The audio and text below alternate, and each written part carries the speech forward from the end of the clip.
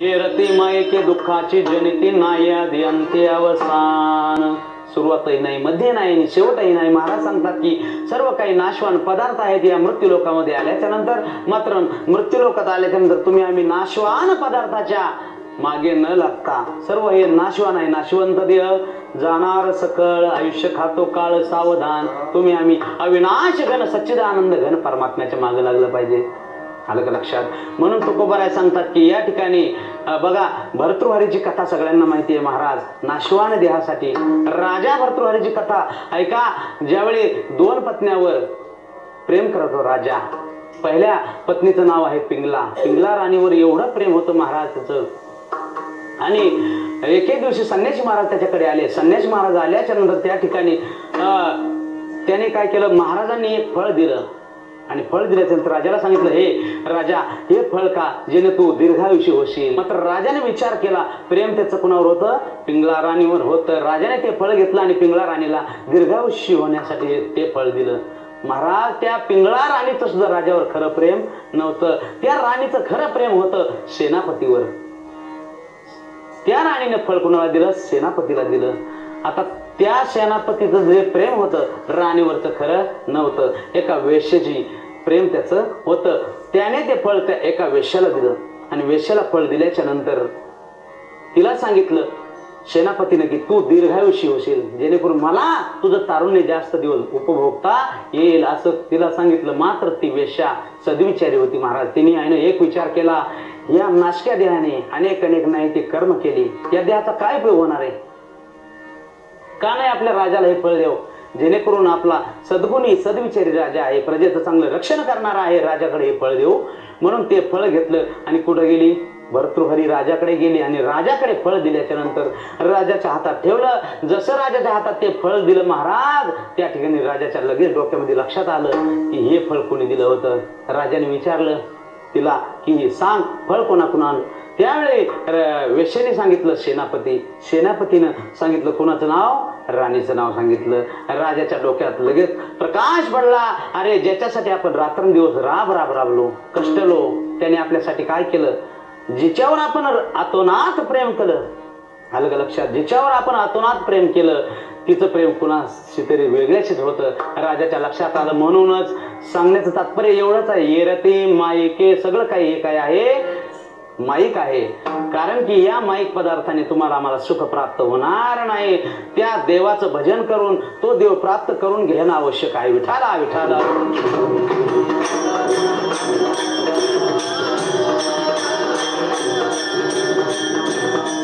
बरं, तो देव प्राप्त करण्यासाठी आम्हाला काय करावं लागेल? जगद्गुरु तुकोबारायांना लोकांनी विचारल्याच्या नंतर महाराजांनी सांगितलं, तो देव प्राप्त करण्यासाठी तुम्हाला आम्हाला संताकडे जावं लागेल. संताविना प्राप्ती नाही, ऐसे वेद देती ग्वाही. संताशिवाय देवाची प्राप्ती नाही. म्हणून संतांच्या संगतीत जावं लागेल. संतांना प्रश्न विचारावा लागेल. तद्विधी प्रणिपातेन परिप्रश्नेन सेवया. संत महात्म्यांना विचारावं लागेल, कै मी उद्धार पावेन, कै कृपा करेल नारायण. ऐसे तुम्ही सांगा संत जन करा समाधान चित्त माझे. कै बिरडे फुटेल, कै तो स्वामी भेटेल. म्हणजे देव कसा प्राप्त होईल? म्हणून त्या संताच्या संगतीमध्ये जावं लागेल.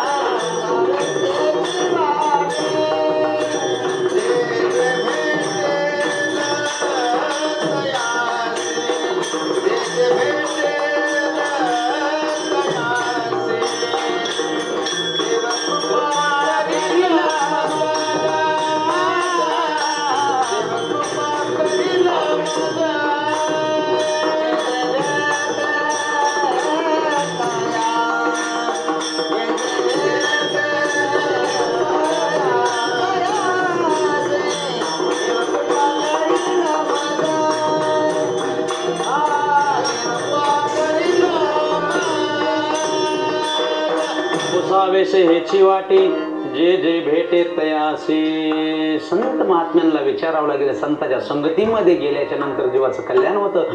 म्हणून संतांच्या संगतीत जायचं आहे. संतन के संग लाग रे तेरी अच्छी बनेगी, अच्छी बनेगी तेरी किस्मत जगेगी. होए तेरा बेड़ा पार रे तेरी अच्छी बनेगी. संतांच्या संगतीमध्ये गेल्याच्या नंतर तुमचं आमचं काय आहे?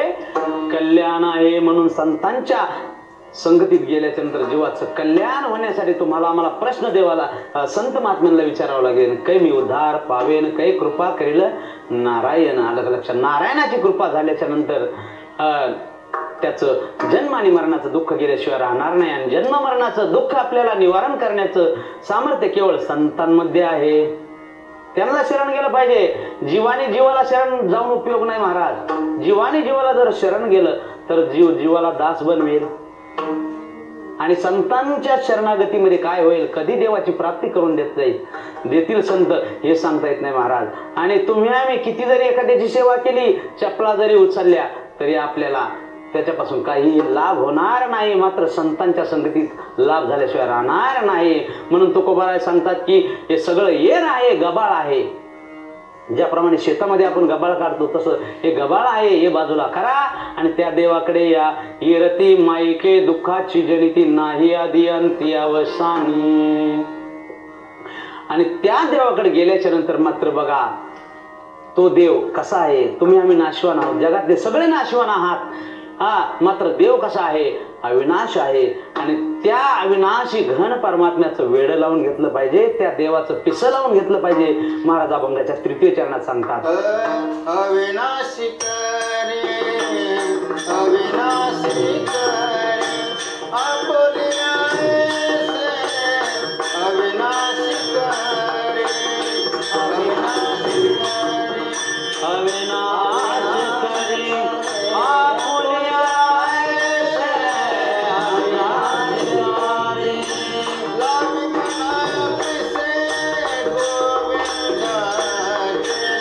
लावी मनाया पिसे गोविंदाचे, लावी मना पिसे गोविंदाचे. गिरती माईके, गिरती माईके, दुःखाची जरा, गिरती माईके, गिरती माईके, गिरती माईके, दुःखाची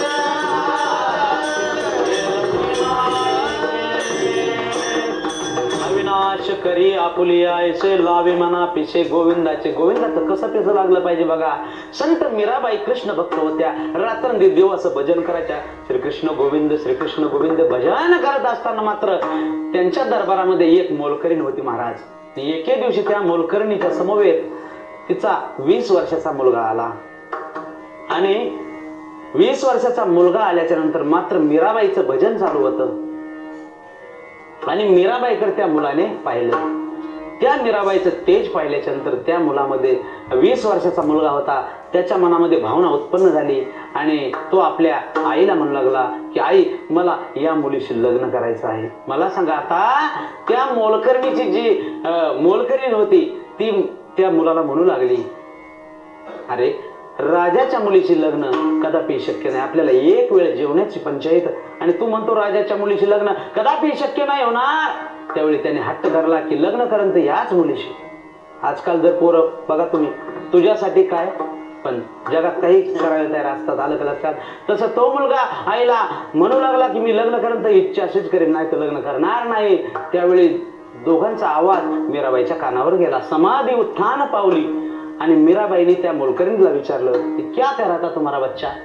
त्यावेळेस ती मोलकरीण म्हणू लागली की सांगणार नाही असं म्हणू लागली. मात्र त्यावेळेस जोरात विचारल्याच्या नंतर क्या कह रहा था तुम्हारा बच्चा, त्यावेळेस सांगितलं त्यांनी की माझा मुलगा म्हणतोय की तुमच्याशी लग्न करायचंय.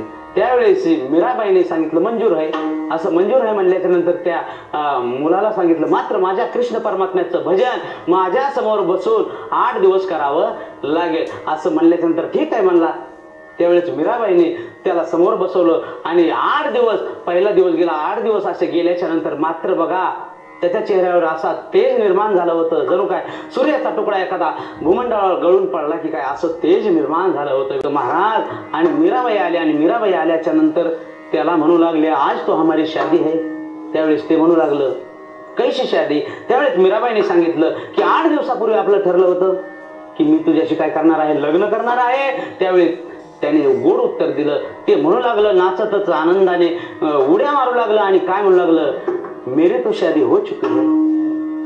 असं म्हणल्याच्या नंतर मीराबाईने विचारलं कोणासोबत. त्यावेळेस ते म्हणू लागलं, माझं लग्न अशा वरासोबत झालं, अशा वरासोबत झालं की कधी न मरणाऱ्या वरासोबत झालं.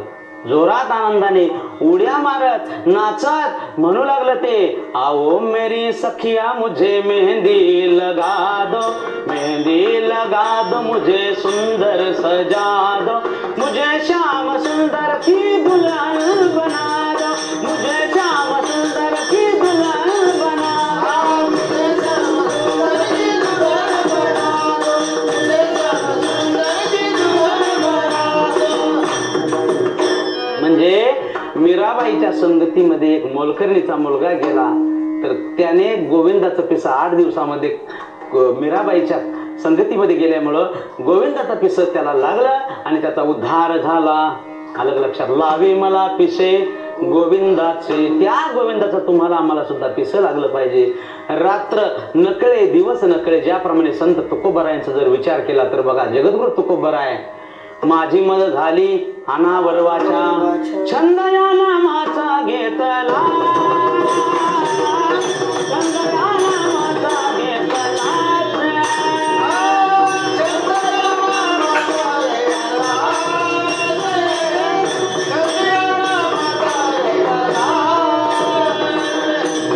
छंद या नामाचा घेतला असे जगद्गुरु तुकोबरायांच्या वाचेने देवाच्या नावाचा छंद घेतला होता.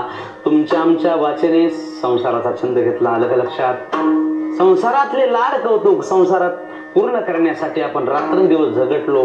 मात्र त्या देवाचा जर छंद घेतला, घे घे माझे वाचे गोड नाम विठोबाचे, त्या वाणीने देवाचं नामस्मरण केलं पाहिजे. तुकोबराय सांगतात की माझी वाचा एवढी अनावर झाली, एवढी अनावर झाली, आता मला रात्र कळत नाही, दिवस कळत नाही. अंगी खेळे दैवत आहे, दिनरजनी हाची धंदा गोविंदाचे पोवाडे. तुमच्या आमच्या ठिकाणी आपण रात्रंदिवस आपल्या मनात सुद्धा काही काही असतं, परंतु संसारातले विषय असतात. लग्न एखाद्याचं जवळ येऊ द्या महाराज, त्याला झोप लागत नाही. आलं लक्षात. रात्रंदिवस त्या मुलीचा चेहरा त्याच्या डोळ्यासमोर येतो, त्याला रात्र झालेली सुद्धा कळत नाही. तसं तुकोबराय संतांकडे जर बघितलं तर महाराज संत महात्मे या ठिकाणी देवाशिवाय दुसरा काही धंदा केला नाही. आणि कनो हे काही धंदा नित्य ध्यातसे गोविंदा, दिनरजनी हाची धंदा. रात्रंदिवस त्यांनी कशाचा धंदा केला, गोविंदाचे पोवाडे. तसं तुम्ही आम्ही जर छंद लावून घेतला तर तुकोबराय सांगतात की तो देव कसा आहे, अविनाश करी आपुलिया ऐसे लावी मला पिसे गोविंदाचे. त्या देवाचं त्या भगवान परमात्म्याचं पिसं लावून घेतलं पाहिजे. आणि पिसं जर लावून घेतलं तर तुम्ही आम्ही त्या देवाला जर आपलंसं केलं, येर माईक गबाळ हे जर बाजूला काढलं, त्या देवाचा छंद लावून घेतला, अविनाश घन सच्चिदानंद देवाचा जर छंद लावून घेतला तर तुकोबराय सांगतात की त्याचीच या भूतलावर कीर्ती अजरामर राहते. तुकोबराय सांगतात की त्याचं एक मरण संपत. महाराज सांगतात तुका म्हणे का मरण्याची सारे, तुका म्हणे का मरण्याची सारे, तुका म्हणे का मरण्याची सारे, तुका म्हणे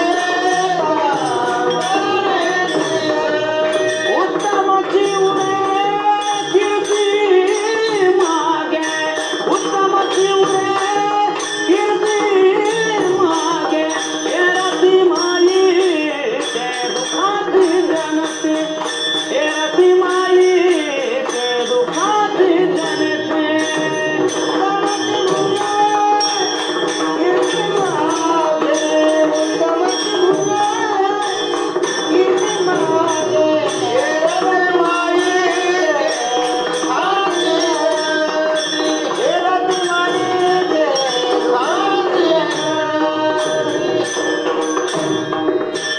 अनेका मरणेची सरे उत्तमची उरे कीर्ती मागे. तुमची आमची कीर्ती या भूतलावर राहण्यासाठी सुद्धा तुम्हाला आम्हाला देवाची प्राप्ती करून घेणं काय आहे, गरजेचं आहे.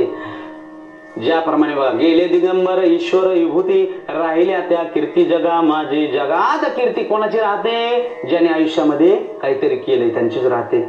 तुम्ही आम्ही संसारात जर रात्रंदिवस केला तर आपली कीर्ती राहील का? देवाला कधी आठवलं नाहीच तर आपली कीर्ती राहील का? कदापि शक्य नाही. तुमची आमची कीर्ती राहणार नाही. बघा, ज्ञानोबरांची आजही कीर्ती बघा वाङ्मयीन रूपाने आहे.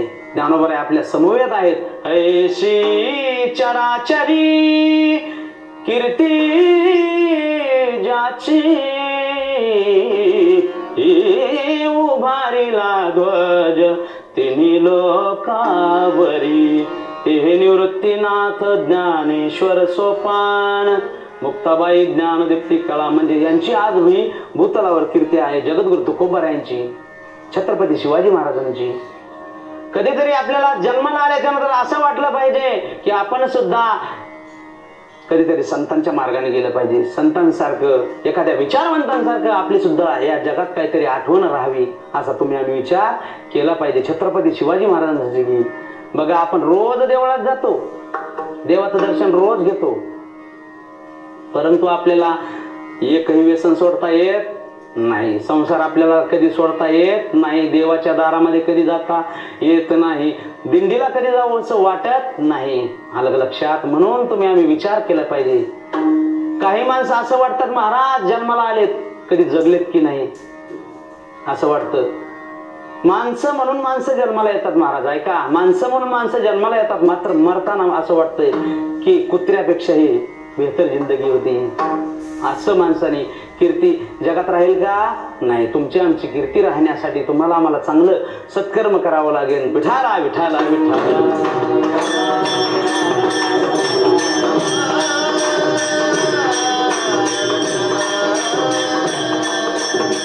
जीवन जगत असताना मरायच्या अगोदर आपण काहीतरी केलं पाहिजे.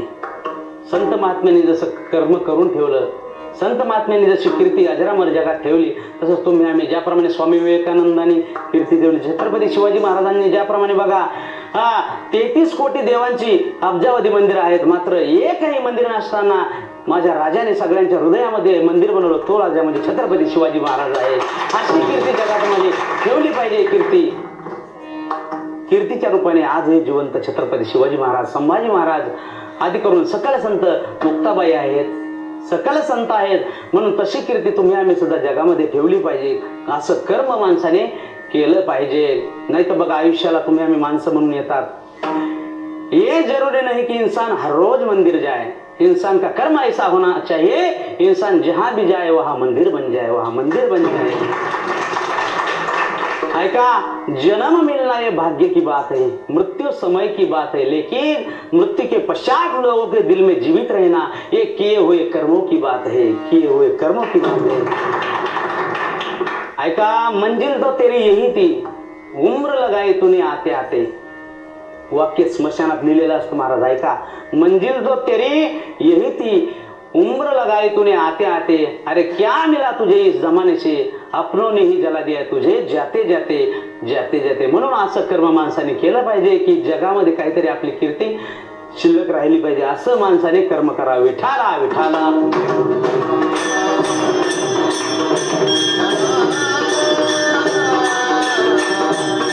ज्याप्रमाणे मरण कोणाला कळालं? राजा परीक्षितीला कळालं. राजाला सांगितलं की आता 8 दिवसामध्ये 7 दिवसामध्ये मृत्यू आहे.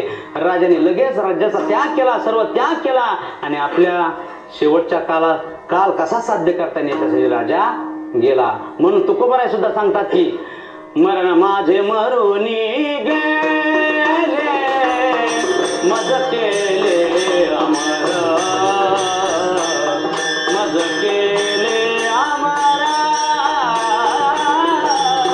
मज केले अमर.